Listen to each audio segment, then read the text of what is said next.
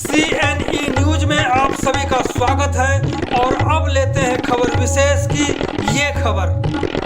मैं हूं कुमार मधुकर और भाजपा के कार्यालय यानी कमलम में बैठा हुआ हूं और हम बात कर रहे हैं अखिल भारतीय अग्रवाल सम्मेलन के प्रदेश अध्यक्ष आनंद सिंगला से।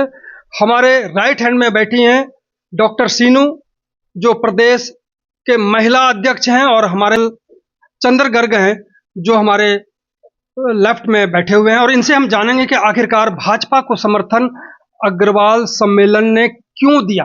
इसी को लेकर के सबसे पहले हम बात करेंगे आनंद सिंगला जी से।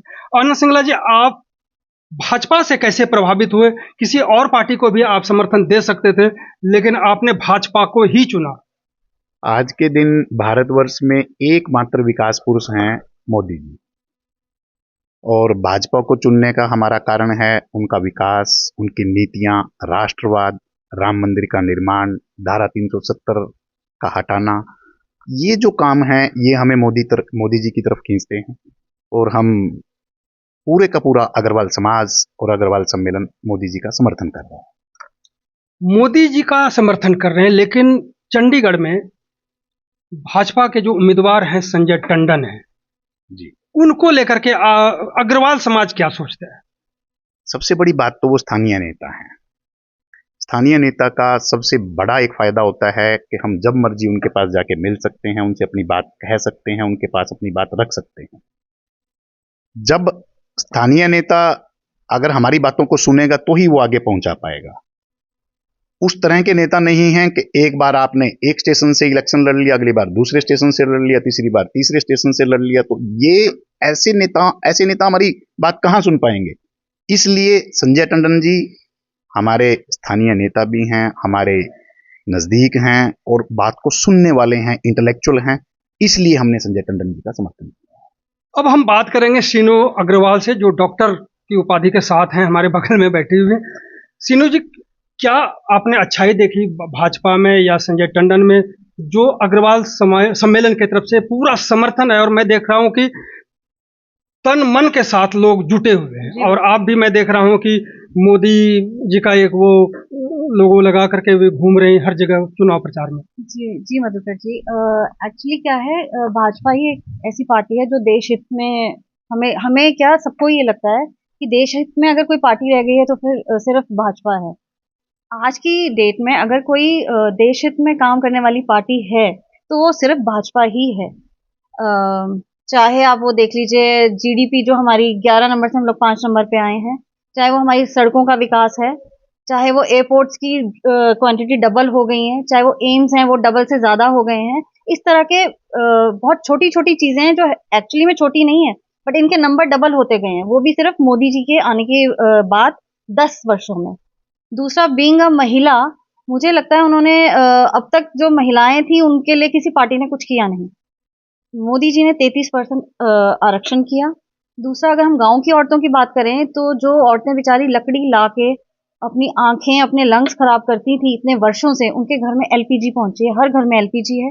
पानी बेचारियां भर के पता नहीं कहां कहां से लाती थी, हर घर में नलका आया है। सड़क पहुंची है तो हर घर में इंटरनेट आया है, चाहे वो गांव ही क्यों ना हो। तो तरक्की कर रहे हैं, बच्चों के लिए नए नए कॉलेजेस खुले हैं और आईआईटीज खुले हैं। मतलब बहुत कुछ हो रहा है, बच्चों के फ्यूचर के लिए बहुत कुछ हो रहा है। मतलब 10 सालों में जितना विकास हुआ है, आई डोंट थिंक सो कि 70 वर्षों में इतना हुआ है। यानी कि सीनू जी बता रहे हैं कि जो देश की आधी आबादी है इसको लेकर के मोदी जी ने बहुत काम किया है, उसके बारे में ये वर्णन कर रही हैं, यही विश्लेषण कर रही हैं और ये बता भी रहे हैं कि ये क्या क्या हुआ। आपके निजी तौर पर अगर हम जानना चाहें कि मोदी जी जब से सरकार में प्रधानमंत्री बने हैं तब से आपकी निजी जिंदगी में अगर महिला को बहुत कुछ मिला है तो आपको क्या मिला? जी, एक सम्मान मिला है, मुझे लगता है लोग सम्मान की नजर से देखते हैं। एक सुरक्षा मिली है। अब हम लोग जैसे बाहर निकलते हैं तो हमें ये डर नहीं होता कि पता नहीं लाइक पुलिस भी हमें सहयोग करती है। कोई वो छेड़छाड़ वाले जो होते थे इंसिडेंट्स वो कम हो गए हैं। हमारी बच्चियां, हमारी माताएं, हमारी बहनें बिल्कुल सेफ फील करती हैं। जो चेन स्नैचिंग, मतलब छोटे छोटे जो चीजें होती थी वारदातें औरतों के साथ, वो बहुत ही कम, छोटी नहीं बड़ी भी हाँ, बड़ी भी वो आप देख लीजिए। 10 साल का आप 10 साल पीछे जाइए, 10 साल के इस गैप में आपको कोई इतना बड़ा इंसिडेंट नहीं मिलेगा जो 10 वर्षों पहले होते थे। चाहे वो निर्भया कांड हो या जिस तरह के भी, मतलब मेरा कहने का ये तात्पर्य है। और दूसरा क्वेश्चन आपने पूछा था वाई संजय टंडन। तो संजय टंडन जी का सबको ही पता है कि 20 वर्षों से ये पार्टी में काम कर रहे हैं, शायद 20 वर्षों से भी ज्यादा, और स्थानीय है यहाँ के, जैसे कि आनंद जी ने बताया। और ये इनके पास, इनके द्वार हमेशा खुले हैं, कोई भी इनके घर जाए, ये पूछते नहीं इसका धर्म क्या है, ये कौन सी क्लास को बिलोंग करता है, उसकी प्रॉब्लम को सुनते हैं, उसको सॉल्व करने की कोशिश करते हैं। तो हम लोगों ने ये देखा है कि वो किस तरह से मेहनत करते हैं। तो ये अब हमारा फर्ज बनता है, ये अब हमारी टर्न है कि अब हम इनके हाथों को मजबूत करें, इनको यहाँ से जिताएं। तो अगर ये यहाँ से जीत के जाते हैं तो उधर से इनको पावर मिलेगी। तो जो हमारे छोटे मोटे, बड़े छोटे चाहे बड़े हमारे मसले थे, वो सॉल्व करने में ये बहुत ज्यादा सक्षम बन पाएंगे। तो वो सक्षम हम ही करेंगे ना इनको, बाय वोट वोटिंग। से बिल्कुल। वोटिंग करके संजय टंडन को जिताने की बात कह रहे हैं, ताकि आपके हर समस्याओं के साथ ये कम से कम खड़े तो होंगे, समाधान तो होगा ही। अब हम सवाल करेंगे आनंद जी से। संजय टंडन के बारे में कहा जाता है कि कोरोना काल में उन्होंने बहुत काम किया। आखिर ऐसा कौन सा काम किया जो पूरा अग्रवाल सम्मेलन इनके साथ खड़े हो गए? अखिल भारतीय अग्रवाल सम्मेलन ने भी कोरोना काल में अगर सिंह जी की रसोई चलाई, जो 42 दिन चली, और उसमें हमने 1.25 लाख लोगों को भोजन करवाया। संजय टंडन जी हमारे साथ थे, हम उनके साथ थे। होता क्या है कि जब इंसान एक ही तरह की विचारधारा से प्रेरित हो तो उसमें काम करने की क्षमता बढ़ती है, एक ग्रुप में काम करने की क्षमता बढ़ती है। तो टंडन जी हमेशा इन कामों में बढ़ चढ़ के भाग लेते हैं और हमेशा उनका सहयोग हमें मिलता रहा। आखिर ऐसा क्या है कि अग्रवाल सम्मेलन की तरफ से मनीष तिवारी, जो कांग्रेस के कैंडिडेट हैं, उनके लिए क्यों नहीं है? आपके मन में थोड़ा सा भी विचार क्यों नहीं है? मनीष तिवारी जी पहले उन्होंने आनंदपुर साहब से इलेक्शन लड़ा, वो छोड़ के लुधियाना से इलेक्शन लड़ा। अब हम कैसे उम्मीद कर लें कि आज जो आदमी चंडीगढ़ से इलेक्शन लड़ रहा है कल को यहाँ पे स्थायी रहेगा या कहीं और चला जाएगा? इसलिए हमने मनीष तिवारी का कोई समर्थन नहीं किया। आपने मोदी जी के लिए और टंडन जी के लिए बहुत ज्यादा प्रचार प्रसार में जुटे रहे आप लोग, जैसा कि हमने देखा भी फील्ड में कई बार। क्या लगता है लोकसभा चुनाव 2024 काफी टफ बता रहे हैं कि बहुत टफ है? आपने देखा कि भाजपा के लिए कोई टफ स्थिति आने वाली? ऐसी कोई बात ही नहीं है जी। पूरे भारतवर्ष में एक ही नाम है, मोदी। अब की बार 400 पार। अब की बार 400 पार। डॉक्टर सिनू जी, अब की बार 400 पार कह रहे हैं, आप कितने सहमत हैं? जी बिल्कुल सहमत है।